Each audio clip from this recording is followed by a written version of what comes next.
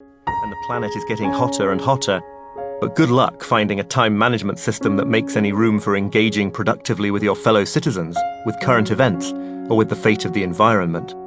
At the very least, you might have assumed there'd be a handful of productivity books that take seriously the stark facts about the shortness of life, instead of pretending that we can just ignore the subject. But you'd be wrong. So this book is an attempt to help redress the balance, to see if we can't discover, or recover, some ways of thinking about time that do justice to our real situation, to the outrageous brevity and shimmering possibilities of our 4,000 weeks. Life on the conveyor belt. In one sense, of course, nobody these days needs telling that there isn't enough time. We're obsessed with our overfilled inboxes and lengthening to-do lists, haunted by the guilty feeling that we ought to be getting more done, or different things done, or both. How can you be sure that people feel so busy? It's like the line about how to know whether someone's a vegan. Don't worry, they'll tell you. Surveys reliably show that we feel more pressed for time than ever before, yet in 2013, research by a team of Dutch academics raised the amusing possibility that such surveys may understate the scale of the busyness epidemic, because many people feel too busy to participate in surveys. Recently, as the gig economy has grown, busyness has been rebranded as hustle, relentless work not as a burden to be endured, but as an exhilarating lifestyle choice worth boasting about on social media. In reality, though, it's the same old problem pushed to an extreme. The pressure to fit ever-increasing quantities of activity into a stubbornly non-increasing quantity of daily time. And yet, busyness is really only the beginning.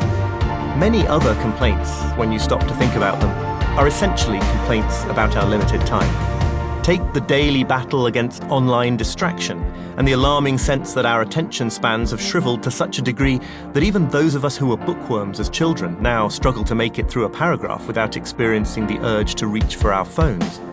What makes this so troubling in the end is that it represents a failure to make the best use of a small supply of time. You'd feel less self-loathing about wasting a morning on Facebook if the supply of mornings were inexhaustible. Or perhaps your problem isn't being too busy, but insufficiently busy, languishing in a dull job or not employed at all.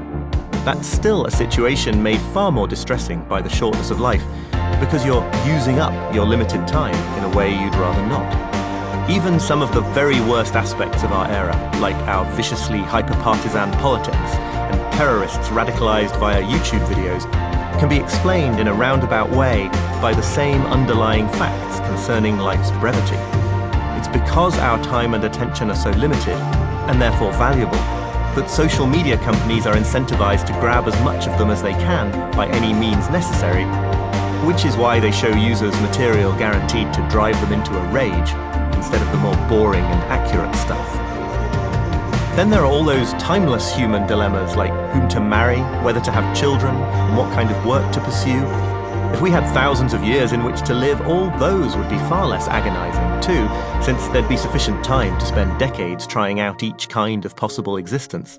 Meanwhile, no catalogue of our time-related troubles would be complete without mentioning that alarming phenomenon, familiar to anyone older than about 30, whereby time seems to speed up as you age, steadily accelerating until, to judge from the reports of people in their 70s and 80s, months begin to flash by in what feels like minutes.